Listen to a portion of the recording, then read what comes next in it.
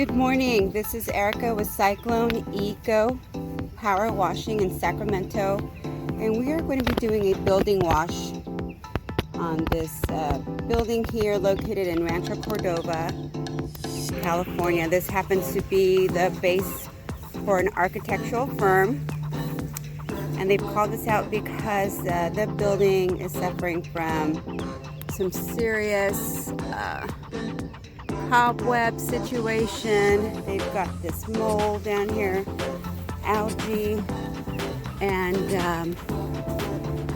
when you have it cleaned regularly, it really does contribute to the upkeep and the maintenance of the building.